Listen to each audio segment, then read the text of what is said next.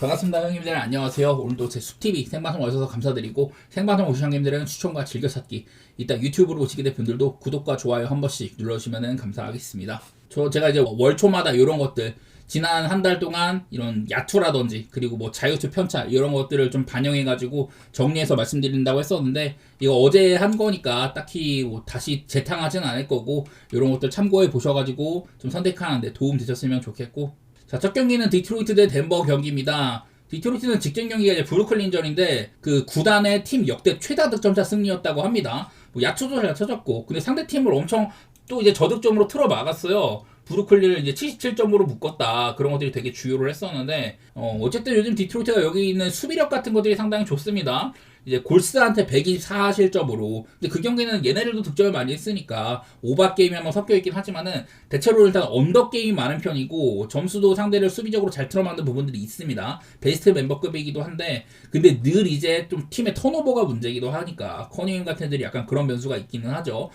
갑자기, 그리고 막 팀 전체적으로 야투가 좀 안 들어가는 날이라던가, 얘네들이 좋을 때는 벤치까지, 좀 주전들이 안 좋을 때 벤치까지 좀 잘해줘가지고 이거 메꿔지는 경우가 있었는데, 종종 안 그런 날도 있거든요. 그래도 지금 이제 뭐 동부 1위니만큼 전체 36승 12패 팀, 승률이 75%예요. 대단히 일단은 분위기는 좋다고 할 수가 있는데, 상대가 이제는 요키치가 돌아온 덴버라는 게 거슬리죠. 직전 경기 이제 오클라호마 만나가지고 그 경기 때는 또 패배를 하기도 했었는데, 어쨌든 이제 요키치가 없는 기간 동안 뭐 머레이라든지 왓슨 이런 애들이 되게 잘해줬고, 왓슨은 바로 직전 경기 때도 상당히 좀 괜찮기도 했었습니다. 대신에 머레이라든지 티마주 같은 이런 3점을 쏴야 되는 애들이 조금 저조했었는데, 그래도 그날도 3점이 35개 중에 16개면 나쁘지 않게 들어간 거기는 해요. 그날은 이제 요키치도 살짝 별로긴 했지만, 어쨌든 짧은 시간이지만 지금 꾸준히 덴버의 이런 좀 공격적인 부분 많이 주도를 하고 있는데, 어쨌든 지난번 경기도 덴버가 오바가 떴습니다. 그래서 요키치가 돌아온 거는 언더오버 편차상으로는 거의 뭐 한 20점 가량 오바로 간다, 한 23, 4점인가 그렇다고 했었죠. 물론 뭐 그거랑 직결되는지는 모르겠는데, 어쨌든 요키치의 유무는 확실히 팀의 이제 좀 오바적인 부분에서는 도움이 되는 것 같기는 하거든요. 과연 근데 디트로이트가 현재 오바팀이냐? 그거는 아니긴 한데, 어쨌든 뭐 지난 이제 골스전과 브루클린이 합해가지고 둘 다 이제 평균적으로는 130점 이상을 기록을 했으니까, 이렇게 공격적인 흐름 자체는 나쁘지 않다고 봐야 되는데, 페이스 자체는 애매할 것 같아요. 덴버는 요키치가 없는 기간 동안 되게 느린 팀이었는데, 근데 사실 요키치가 정상적으로 뛰던 기간, 그때는 리그에서 가장 또 빠른 팀 중에 하나였었거든요. 그래서 디트로이트랑 덴버 경기, 사실 저는 승패는 어렵다고 생각을 합니다. 이 디트로이트는 사실 막 믿음을 주면 답변을 잘 못해주는 팀이고, 헨슨도 애매하거든요. 얘네들이 얼마 전에도 이제 또 덴버가 많이 빠졌던, 요키치가 없을 때도 109대 107로 겨우 이긴 바가 있었습니다. 그날도 아마 핸디값이 한 7점인가 8점인가 이렇게 됐는데, 그것도 이제 프렌을 내주고 겨우겨우 이긴 경기가 있었어요. 머레이가 자유투를 조금만 더 잘 넣었으면은 사실 덴버가 해볼만도 했던 경기인데, 어쨌든 거기에다 요키치가 더해져가지고, 글쎄요, 저는 덴버가 3.5를 받은 거, 이거는 뭐 프렌 생각도 약간 있긴 하지만 이건 좀 어렵고, 그냥 차라리 오바 쪽으로 좀 더 내다보도록 하겠습니다. 어쨌든 덴버는 요키치가 있으면 확실히 점수 기대치는 더 있는 편이다. 디트로이트도 공격 부분에서는 그리 나쁘지 않은 것 같기도 하고, 그리고 디트로이트가 이게 제가 어제 말씀드렸던 뭐 이런 것들 상으로도 그 전에 비해서 그 자유투 숫자가 많이 좀 내려갔다고 하긴 했었거든요. 그럼에도 불구하고 어쨌든 많이 주고받을 만한 것 같긴 하다. 지난번에도 둘이 붙었을 때 그때는 자유투가 되게 안 물렸거든요. 합해갖고 이제 한 45개도 안 물렸는데, 어쨌든 덴버도 요키치가 있으면 외곽도 외곽이지만 인사이드에서 바로 다이렉트로 이제 그 리머텍을 시도할 수 있는 이런 것들이 좀 괜찮아지는지라서, 저는 좀 오바 같은 것들도 같이 생각해 보도록 하겠습니다. 자, 그 다음에는 인디애나 대 유타 경기인데, 자, 인디애나는 백투백입니다. 어제 경기에서 이제 휴스턴 상대로 프렌까지는 해줬어요. 그리고 점수도 휴스턴 치고는 많이 났던 경기가 한번 있었습니다. 인디애나는 지금 일단 빠르고, 야투도 그 전에 좀 안 좋았을 때보다는 좋아진 편이에요. 이제 네마드라든지 뭐 이런 애들이 사실 좀 어제는 좀 별로였는데, 그 전까지는 괜찮아진 것들이 있었습니다. 시약한 말고도 다른 애들이 전반적으로 이런 외곽슛 같은 것들이 좋아졌다, 그런 얘기를 많이 드렸었는데, 내일 과연 이 야투의 상태가 어떨지는 모르겠지만, 일단 기본적으로 유타는 수비가 안 좋은 팀인 거는 맞기는 하죠. 대신에 이게 원래 유타는 오바팀인데, 내일도 이제 너키치랑 키온테가 아웃 상태로 이렇게 있습니다. 내일은 이제 마카는 혼자 뛰는 경우에 해당을 합니다. 얼마 전에도 근데 이런 경기가 한번 있었을 거거든요. 이때 사실 좀 이제 오바가 그렇게 달갑지는 않다. 실점이 많이 줄어들긴 하는데, 그렇다고 공격에서 업되는 건 아니어가지고, 사실 마카는 혼자 뛰는 경우, 너키치나 조지가 없으면 살짝 아쉽다고 했었는데, 얘가 이제 결장 경기가 많지는 않은데요. 뭐 클리퍼스는 아예 싹 다 빠졌던 경기가 있었고, 그리고 얼마 전에도 2차 클리퍼스전, 이때도 아마 그 마카는 혼자 뛰었던 경기예요. 그래서 바로 이제 직전 그때 이제 클리퍼스랑 만났을 때 마카넨 자체도 부상 복귀해서 그다지 좋지는 않았었고 뒷받침을 해줘야 되는 애들도 그렇게 많은 득점을 올리지 못했습니다. 103점밖에 기록을 못했었거든요. 근데 이제 이거는 클리퍼스처럼 수비가 좋고 느린 팀이라는 게 있는데 사실 인디애나는 그래도 이제 오바팀으로 봐야 되긴 합니다. 페이스가 빠른 팀이니까 유타도 빠르고 직전 이제 토론토전에서는 그날 이제 키온테 조지가 없으니까 페이스가 103.5가 찍혔거든요. 근데는 그때 너키치가 뛰었어요. 자유투가 합해가지고 64개가 불리고 오펜 리바를 18개였었습니다. 너키치나 마카넨이 있을 때는 유타가 인사이드가 좋아가지고 토론토 정도는 상대로도 꽤나 비빈 게 있었거든요. 하지만 이외에 키온테가 없는 날 베일리나 러브, 센사 뭐 이렇게 좀 득점을 더해줘야 되는 애들이 조금 못해가지고 100점에 그쳤었는데 저는 인디애나랑 붙이면 그래도 좀 야투 같은 것들은 더 주고받지 않겠냐. 지난번에는 득점을 올려줘야 되는 애들이 너무 안 터졌었는데 좀 오바 생각을 약간은 하고 싶기는 하네요. 어쨌든 키온테 조지가 없는 날에는 유타가 언더게임이 다수였다는 거, 그런 것들은 좀 생각을 해봐야 될 필요가 있기는 합니다. 그래서 어렵긴 한데 기세로는 그래도 인디애나를 조금 더 올려볼 필요는 있겠죠. 휴스턴한테도 잘 비빈 거나 그 전에 애틀랜타 시카고 잡은 거라든지 무려 또 오클라호마를 또 잡은 적도 있으니까 최근 한 5경기 안에. 그래서 일단 분위기로는 인디애나인데 얘네들이 백투백 때 사실 관리받는 애들은 별로 없기는 하거든요. 백투백 때 2승 5패 시즌 초반에 되게 안 좋았던 거에 비해서 가장 마지막 백투백은 아마 이겼을 겁니다. 이런 것도 있고 해가지고 아무래도 인디애나가 시즌 초반만큼 엄청 안 좋은 그 시절보다는 지금은 조금 나은 것 같다. 유타는 결혼도 많이 발생을 했고 최근 이제 6연패에다가 조금 더 넓게 살피면은 11경기 동안 1승 10패 뭐 이 꼬라지거든요. 그래서 그냥 인디애나를 조금 더 높이 보고는 싶고 같이 뭐 오바 같은 것들도 기대는 해보겠습니다만은 유타의 결혼을 생각하면은 좀 빡세 보이긴 하네요. 자, 그 다음에는 워싱턴 대 뉴욕 경기입니다. 일단 이 맞대결 상으로는 뉴욕 닉스가 워싱턴한테 굉장히 강해요. 지난 몇 년 동안 뭐 양 팀의 차이가 컸던 것도 맞고 지금 이제 뉴욕이 10연승을 달리고 있습니다. 맞대결 상으로는. 근데 보면은 뉴욕이 이제 마행 빈도가 꽤 높은 편입니다. 오늘은 14.5를 받았는데 올 시즌 첫 경기 때도 17점 차였고 작년에도 뭐 19점 차, 20점 차, 한 번은 연장 가가지고 비벼졌었고 그 전에 또 28점 차라든지 그 전년도에도 뭐 4점 차가 있지만은 16점 차라든지 뭐 21점 차 이런 식으로 대승 빈도가 꽤 많은 편이라고 보여요. 마침 지금 뉴욕은 근데 공격보다는 지금 수비로 굉장히 좋습니다. 물론 여기에는 7경기 동안 95실점 굉장히 좋은 수치긴 한데 여기에는 뭐 브루클린 상대로 한 66점 이런 것들이 좀 깃들어 있다곤 했지만 어쨌든 이 기간 동안 6연승에다가 브루클린 말고도 뭐 세크라멘토, 토론토, 포틀랜드를 전부 다 이제 100점 미만으로 묶었었고 직전 경기 레이커스 정도 되는 빡센 팀도 얘네들도 100점으로 묶으면서 승리를 했었거든요. 일단 뉴욕 닉스의 수비는 딱히 지금 흠잡을 게 아닌 것 같다. 그전에는 뉴욕 닉스가 막 오바 게임 많이 하면서 화력으로 승부를 보던 시절이 있었는데 그때보다도 지금 결과 자체는 잘 챙겨가고 있는 편입니다. 반대로 워싱턴도 얘네들이 최근에 4경기 동안 3승이에요. 포틀랜드, 미러키, 세크라멘토. 물론 이제 좀 팀 이름을 보면은 좀 약간 핫바리 냄새가 있긴 하지만 중간에 그리고 또 이제 레이커스한테 142실점이 나면서 개발린 경기가 있긴 하는데 직전 경기 때 이제 세크라멘토 상대로는 사르가 빠졌거든요. 사실 멤버로 보면 워싱턴이 그렇게 막 앞설 건 없는데 제가 뭐 프렌을 보긴 했습니다만은 그게 뭐 안정적인 선택지는 아니었단 말이에요. 그런데도 뭐 승리를 해줬던 거 이 기간 동안 뭐 3점이 대단히 잘 터진 것도 아니었는데 어쨌든 간에 근데 직전 경기 워싱턴이 뭐가 보였냐면 세크라멘토를 상대를 하다 보니까 이게 탱킹에서 최하위에 있는 애들 그런 애들이잖아요. 워싱턴이 이걸 좀 약간 좀 패배 작업을 한 것 같습니다. 4쿼터 때 아예 이 라인업이 길, 라일리, 존슨, 라비시에다가 아마 그날 쿨리발리였나? 하여튼 이렇게 4명 정도를 그냥 가비지 멤버로 썼거든요. 4쿼터에서 얘네들이 12분 동안 뛰었으니까 거의 통째로 뛰었는데 그랬는데도 세크가 못해갖고 워싱턴이 이겼었어요. 어쨌든 간에 멤버상으로는 워싱턴이 아예 좀 작정하고 질려는 라인업으로 내보냈는데 그런 것들이 좀 눈에 띄었거든요. 반대로 뉴욕 닉스는 직전 경기 레이커스전은 3점이 전반적으로 잘 터진 편입니다.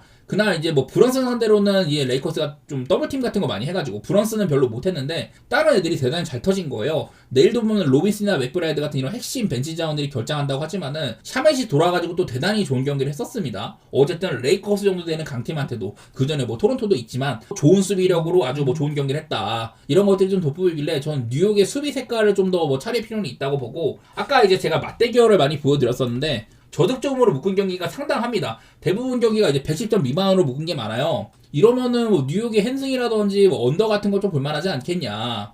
워싱턴이 요즘 근데 이건 뭐 맞대결 상이고 최근의 분위기로는 사실 프렌도 적지는 않거든요. 이긴 경기도 꽤 있고 그래서 뭐 시기상으로 막 마행이 편하지는 않은데 어쨌든 뉴욕 닉스의 수비력, 워싱턴 상대로도 좋았던 면모들 이런 것들로는 언더라든지 뭐 핸승 방향으로 저는 보도록 하겠습니다. 핸디가 너무 높아가지고 좀 문제이긴 하네요. 요즘에 막 이 정도 핸디 값이 좀 여유가 있다가도 막판에 막 한 30초 안에 거기서 이제 좀 수틀리는 경우가 많기 때문에 조심할 필요는 있을 것 같아요. 자, 그 다음 경기는 브루클린 대 레이커스 경기입니다. 아까 제가 브루클린이 디트한테 또 제한급 경기를 했다고 했었는데, 그날 이제 마포주가 없는 날이었었고 23개 턴오버와 함께 이 야투로 이어져도 73개밖에 안 됐습니다. 그러니까 본인들이 못해가지고 야투로 이어진 게 별로 없다는 뜻이고, 그래갖고 득점을 되게 못한 거였었어요. 여기 있는 것처럼 공수 양면에서 공격도 최악인데 수비적으로도 효율상으로는 그냥 최악으로 보인다. 되게 안 좋은 시점이라는 겁니다. 이런 소식이 또 있어요. 이미 지금 잘 못하고 있는데 브루클린은 지금 현재의 기조를 올 시즌 내내 이어갈 것 같고, 아마도 여름 오프 시즌에 이런 여러 가지 무브들을 시도를 할 거다. 그러니까 한마디로 올 시즌에는 탱킹 작업을 통해 가지고 픽을 노리고, 뭐 디반사라든지 피터슨이라든지 뭐 부저 좋은 선수들이 많이 나와요. 그래서 이번 시즌 탱킹을 해가지고 픽을 노린 다음에 빅무브를 시도를 하겠다, 이런 기조를 할 거라고 이렇게 뭐 예상이 나오더라고요. 아마도 브루클린의 지금처럼 이런 안 좋은 흐름이 꽤나 지속될 가능성이 있다. 작년에는 멤버상으로는 탱킹 전력인데 꽤나 잘했던 시기가 있었다면은 올 시즌은 그냥 못하기도 하고, 여기 있는 것처럼 공격이 굉장히 지지부진하다. 물론 뭐 내일은 이제 마포주도 뛸 수 있고 대부분의 선수도 뛸 수 있어가지고 다른 날보단 좀 이런 좀 환경이 낮기는 할 텐데, 어쨌든 레이커스를 상대를 해야 됩니다. 레이커스는 직전 뉴욕전이 페이스가 93으로 느린 편이었었고, 브론스는 잘 막았는데 다른 애들이 아까 터졌다는 거, 그런 것들이 좀 있었고요. 일단은 내일은 뭐 리브스가 또 복귀를 할 수도 있긴 하지만, 사실 레이커스가 넓게 봤을 때 지금 뭐 그다지 나쁜 시기처럼 보이지는 않거든요. 클리블랜드나 뉴욕, 뭐 이런 또 이제 클리퍼스 같이 동서부에서 좀 이제 흐름이 좋은 팀이나 강팀들한테 졌던 거지, 나머지 애들은 꽤나 뭐 잘 상대했던 부분들도 덜어 있어요. 그래서 브루클린을 상대하는데 레이커스가 8.5밖에 안 받았다? 저는 이거는 이거대로 좀 기분이 좋다고 생각을 합니다. 좀 적은 핸디값이라고 보였고, 223도 브루클린의 이런 안 좋은 공격력 때문에 레이커스가 막 워싱턴전처럼 140점을 폭격하거나 그럴지는 모르겠지만, 그거는 워싱턴이 좀 빠른 것도 있었고 레이커스가 워낙에 잘 풀린 것도 있었기 때문에 언더를 한번 생각을 해보도록 하고, 8.5 핸디값은 뭐 기분 좋은 그런 수치지 않나 이렇게 봅니다.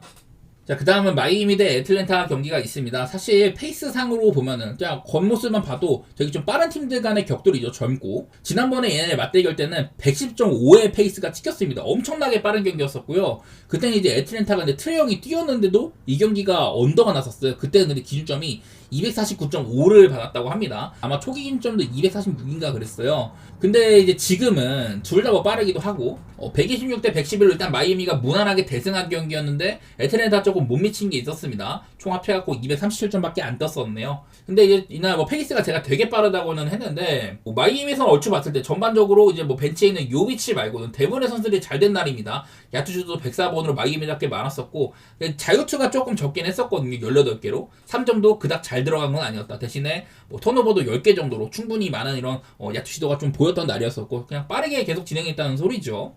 반대로 애틀랜타가 야투 시도가 85회밖에 없습니다. 21개의 턴오버와 함께 상대한테 오펜 리바를 많이 따긴다던가 자유투도 그렇게 많지 않았던 게 보이죠. 그래서 뭐 3점 슛도 안 좋았으니까 전반적으로 양팀 다 3점이 안 터졌고, 또 이제 자유투도 되게 적게 터졌던 날이고, 속도에 비해서는 좀 사람이 하는 게임이다 보니까 아무리 페이스가 빨라도 경기당 이제 좀 야투 횟수 같은 것들은 제한적일 수밖에 없잖아요. 저는 양팀의 속도에 비해서는 좀 시도 같은 것들이 좀 적었다고 생각을 하는데, 어쨌든 저는 포텐셜상으로는 오늘 240 맞았으면은 오버 포텐셜이 있다고 보는 경기이기는 합니다. 그냥 지난번 맞대결 때 그때 언더가 떠가지고 빡대긴 하지만 여전히 마이애미는 빠르고요. 바로 직전 이제 그 시카고전에서는 제가 그 전전 경기 때 사실 마이애미가 그림이 좋아 보인다고 했는데 시카고 쪽 결장이 많아가지고, 근데 그날은 인사이드 시도를 되게 안 하더라. 웨어를 뭐 3번밖에 안 줬다 그랬는데, 바로 다음 경기 때는 뭐 2번 실수는 없었습니다. 페이스는 여전히 빨랐고 웨어도 이제 한번 한 20분가량 쓰면서 잘했습니다. 웨어도 두 자릿수 득점도 하고. 그래갖고 마이애미가 어쨌든 저는 올바른 길로 가고 있다고 생각은 해요.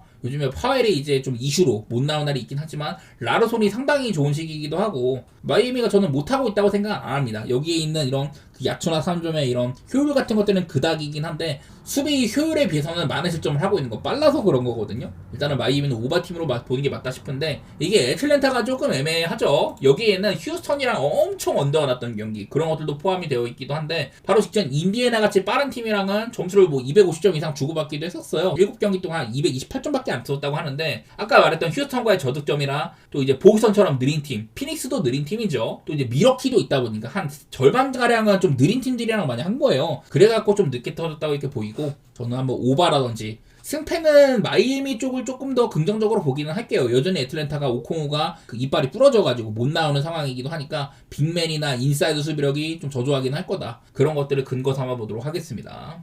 자, 그 다음 경기는 댈러스 대 보스턴 경기 있습니다. 댈러스의 직전 경기 상대가 휴스턴이었는데, 제가 이제 저번 경기 때, 맞대결 때 휴스턴이 공격을 26번이나 더하고도 진 경기가 있었다. 근데 이제 댈러스가 직전 경기도 약간은 양상이 비슷했었거든요? 또 이제 피지컬적인 부분에서 많이 밀리긴 했었습니다. 근데 이거를 좀 많이 지고 있다가 클러치를 동점까지 보냈어요. 근데 이게 약간 이 팀이 자유투가 조금 안 좋았습니다. 26개 중에 15개로 많이 놓쳤어요. 또 이제 3점 시도도 얼마 안 하고 인사이드에 치중하는 면이 있는데, 직전적인 휴스턴한테도 그런 약간 좀 약점 아닌 약점이 좀 보였던 거긴 하네요. 근데 제가 방금 댈러스가 인사이드에 치중을 많이 한다, 외곽 시도가 적은 팀이라고 했는데, 요즘에는 외곽 사실 효율 자체는 그렇게 나쁜 편이 아니지만 일단은 많이 안 쏘거든요.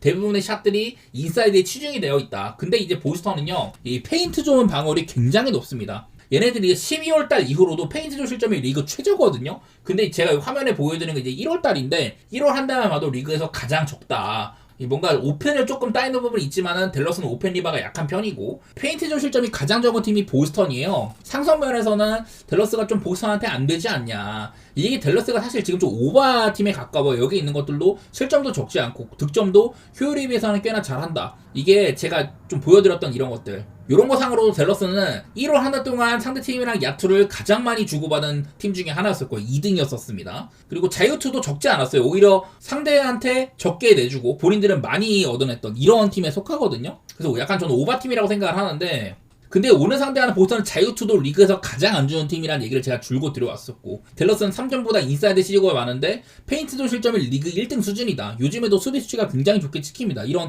좀 상성적인 부분에서 댈러스다운 플레이가 좀 안 먹힐 가능성이 있다고 보이기는 해요. 글쎄, 이게 보스턴은 바로 시즌 때 뭐 브라운도 터지고 사이먼스도 좀 좋은 날이었었습니다. 요즘에 제가 화이트를 좀 별로라고 이렇게 얘기를 많이 하는데, 지난번에는 프리차드나 화이트나 사실 뭐 좋지는 않았었습니다. 그래도 뭐 미러키를 그냥 무난하게 학살할 정도로 좋은 수비력을 또 보여줬고, 얘네들도 최근에 한 4게임 중에서 3번 정도는 전부 상대를 100점 미만으로 통제를 했었습니다. 포틀랜드, 세크, 미러키 이렇게 약간 좀 터질 구멍이 있는 애들인데도 언더를 많이 냈었거든요. 그래서 그런 것들을 봤을 때 일단 보스턴의 수비력이 잘 보이고 있는 시점이고, 지금 이제 이 라인업이잖아요. 하우저가 껴있는. 지금 이제 275번의 포지션 이상으로 베스트 5 라인업, 넷 레이팅이 가장 좋은 팀들이 어디 있냐. 샬럿이 이 분야 1등인데 2등에 지금 현재 이 보스턴의 라인업이 여기에 위치를 해 있습니다. 요런 것들 상으로는 보스턴이 그냥 뭐 잘 굴러가고 있구나. 요즘에 특히 언더 양상이 많이 보이는데 이런 수비 기조를 잘 보이면서 공격도 얼추 되기는 한다. 자, 이런 것들 살려가지고 일단은 저는 뭐 언더는 좀 생각을 해보고 싶고요.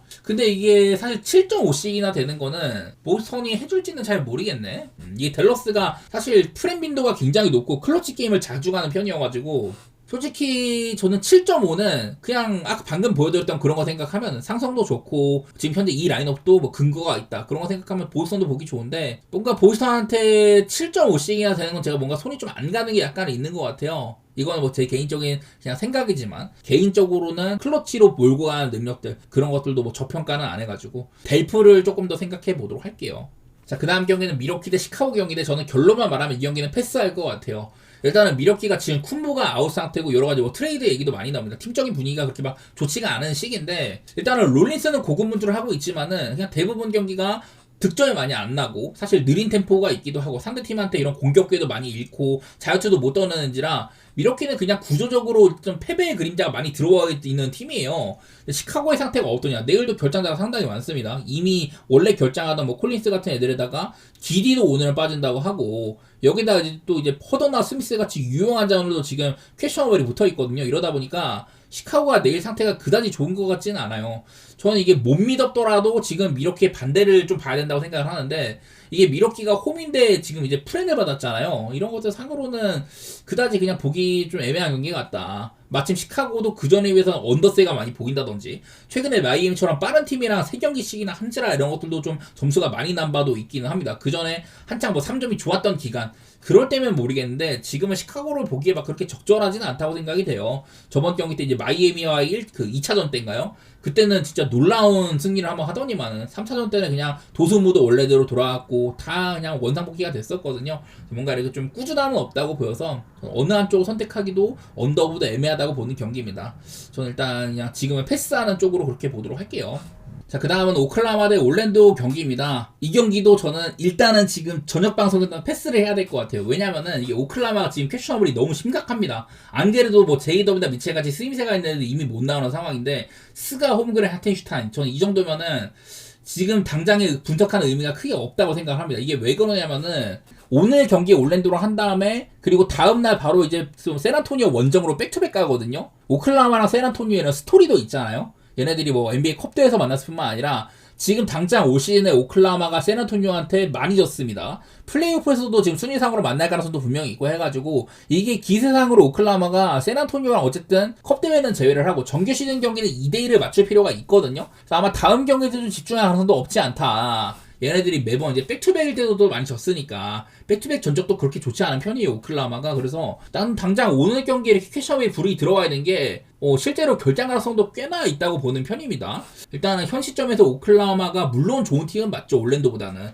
지난 2년 동안 전부 다 이겼는데 작년에는 전부 올랜도를 저득점으로 통제를 하면서 뭐 큰 점차는 아니지만 이긴 바가 있었거든요. 이런 것들 보면 뭐 언더 생각도 나고 오클라호마 쪽을 보고 싶고 뭐 이런 생각은 있는데 글쎄요, 당장 내일 결장자가 여기 보이는 것처럼 이렇게 빡세다면은 저는 선택할 만한 건덕지는 없다고 생각을 하거든요. 그리고 올랜도도 사실 바로 직전이 샌안토니오전이 사실 이것도 올랜도가 되게 좀 이점이 많은 게임이었어요. 분위기상으로 샌안토니오가 안 좋은 것도 있었는데 이런 비행 이슈 때문에 샌안토니오가 경기장에 되게 늦게 도착을 했잖아요. 여유가 없는 상황이었고 컨디션이 있었는데 그런데도 올랜도가 그냥 무난하게 졌습니다. 인사이드를 많이 파는 팀인데 이런 샌안토니오의 뭐 투빅 상성면에서 그냥 뭐 쓰러져 버렸다. 근데 만약에 내일 오클이 홈그레이드한테 시장에 투빅을 돌리게 되면 이것도 올랜도가 딱히 뭐 이점은 없거든요. 글쎄 여기 뭐 심지어 이제 좀 제3센터인 제일린까지 지금 캐셔너블 인재라 결국에는 상성면에서 사실 오클라호마가 나쁠 건 없어요. 근데 결장자가 지금 좀 시원치 않아가지고 지금 당장에는 제가 말씀드리기가 조금 애매할 것 같네요.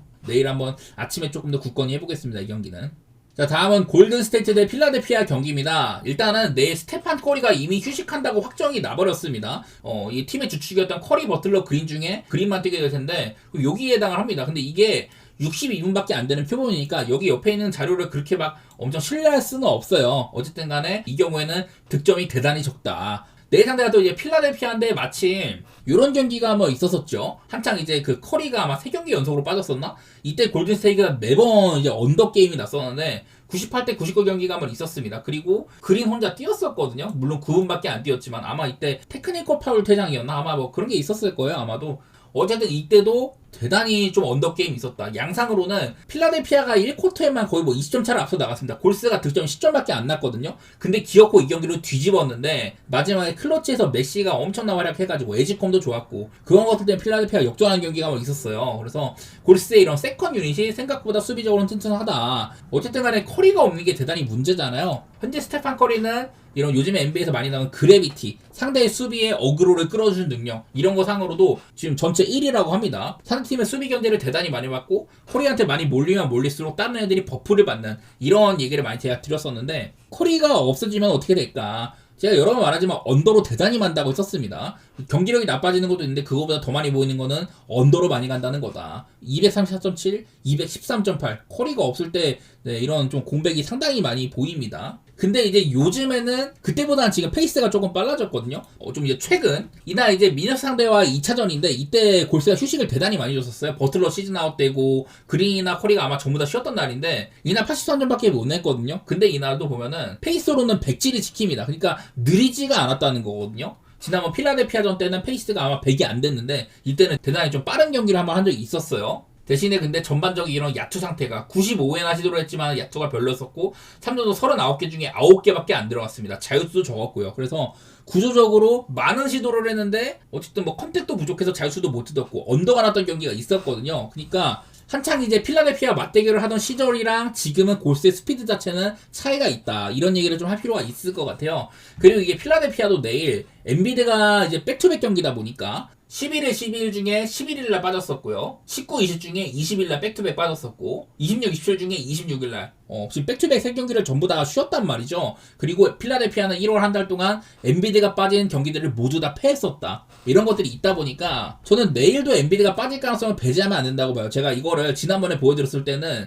엔비드가 빠졌을 때 사실 이런 뭐 플러스 마이너스는 그냥 제로였었고 약간 언더로 간다. 별 차이가 없다고 했는데 요즘에 엔비드의 활약이 너무 좋다 보니까 엔비드가 사라지면 일단은 손실도 나고 언더 쪽으로도 가는 것도 있다고 합니다. 그래서 지금 사실 필라델피아가 얘네들도 일정도 빡세기도 하고 아무래도 엔비드가 빠지면 저는 영향이 있을 거라고 생각이 되거든요. 그런 부분에서 일단은 좀 언더를 그리게 되긴 하는 것 같아요. 그리고 사실 승패 자체는 필라델피아가 기세는 좀 더 좋고 이런데 사실 220.5도 저번 경기 때 이제 골스가 미네소타와의 경기 때 커리가 아직 빠지는 소식이 나오기 전에 그때 아마 기준점이 230이 넘었을 거예요. 근데 지금 이 경기가 220인 거는 기준점 메리트가 별로 없단 말이죠. 이미 너무 낮아요. 나는 보기는 언더를 봐야 되지만 사실 맛은 그다지 없는 경기 같다. 좀 그렇게 생각이 됩니다. 필라델피아도 겉으로 보기에는 지금 공격이 상당히 잘 되는데 수비 실점 수치 이런 것들은 꽤나 많다. 이렇게 좀 보기도 해가지고 저는 이것도 어떻게 보면 양팀 다 지금 점수상으로는 좀 점수가 많이 나는 편인데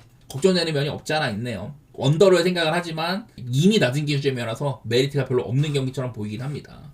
자, 다음으로는 포틀랜드 대 피닉스 경기가 있습니다. 자, 일단 포틀랜드는 내일 이제 아부디아가 또 빠진다고 하더라고요. 아직 스쿠데스나 에너지를 복귀가 좀 가까워지긴 하지만 어쨌든 내일 이제 다우프리여가지고 현재로서는 못 뛸 가능성이 둘 다 높습니다. 여기다가 주루 할러데이 이제 개인 사정으로 퀘셔너블인데 아부디아랑 주루 할러데이 내일 이렇게 둘 다 못 뛸 수가 있다는 겁니다. 이런 경우에는 득점이 대단히 많이 감소를 한다. 제가 사실 이제 아부디아가 있고 없고가 포틀랜드의 공격에 가장 큰 부분을 차지한다고 했었는데 만약에 내 할러데이가 뛴다고 할지라도 공격은 그다지 나아지지가 않습니다. 그래서 이렇게 둘 다 마이너스로 가는 게 많이 보여요. 요즘에는 포틀랜드가 한창 이제 좋았던 그런 흐름이 완전 끊긴 모양새잖아요. 아마 5연패인가 6연패 하고 있을 텐데 반대로 이제 피닉스는 사실 지지난 경기랑 지난 경기 한 두 경기 정도는 괜찮았거든요. 그러다가 직전 경기 때는 클리퍼스한테 그냥 아무것도 못한 경기가 있었습니다. 그냥 인사이드에서 주바치한테 아무것도 못하고 개털린 경기가 있었거든요. 이거를 보여드릴게요. 여기 화면에 나오는 게 피닉스가 지난번 클리퍼스전에서 어느 위치에서 슛을 성공시켜갖고 득점을 했냐 이건데 이날 피닉스가 전체 야투 시도 그 주황색으로 채워져 있는 게 성공시킨 거고 X 표시된 거 있는 거는 못 넣은 거거든요. 좀 이렇게 껐다 켰다 해볼게요. 딱 봐도 야투를 넣은 거보다 못 넣은 게 훨씬 많습니다. 이렇게 보면 더 명확하죠. 못 넣은 거, 넣은 거. 결론적으로 이날 피닉스는 야투를 대단히 못 넣었는데 심지어 인사이드에서 성공시킨 2점슛 야투 그리고 외곽 3점들 2점슛보다도 외곽 3점이 훨씬 더 많습니다. 피닉스가 총 이제 31개의 야투만 성공을 시켰는데 19개가 3점이었거든요. 그러면 2점은 12개밖에 안 들어간 거예요. 자유수도 굉장히 적었고. 그러니까 이런 경기는 이길 수가 없다는 거죠. 본인들이 넣은 2점슛 확률이 높은 공격을 대단히 성공을 못 시켰고 오히려 3점이 성공을 더 많이 했다. 이런 경기는 이길 수가 없는 겁니다.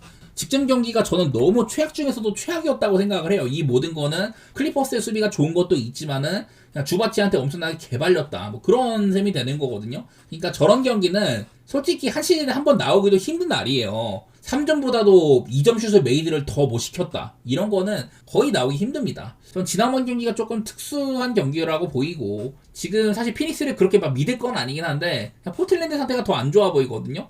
그런 거 참고를 해가지고 일단 저는 피닉스 쪽으로 좀 더 보고 218.5는 좀 어렵습니다. 이게 피닉스도 얘네들이 터지는 날에는 터지는데 지금 포틀랜드도 느린 편이고 피닉스도 빠르지는 않고 사실 피닉스 경기가 언더오버는 맛이 없어요. 그리고 포틀랜드도 요즘에 언더팀으로 돌아섰다고는 했지만 어쨌든 원래부터 자유투를 많이 주고받는 편이었다가 얘네들이 많이 주긴 했는데 저는 이거 기준점이 218.5는 애매하다고 봐요. 오버를 보긴 보는데 언더오버는 택할 건 아닌 것 같고 그냥 피닉스를 좀 더 좋게 보는 하지만 아까 봤던 직전 경기 때 진짜 뭐 2점 야투가 3점보다 덜 들어갔다. 이런 좀 특수한 경기를 했다 보니까 이런 것들 메인 삼아가지고 피닉스를 좀 더 좋게 보도록 하겠습니다.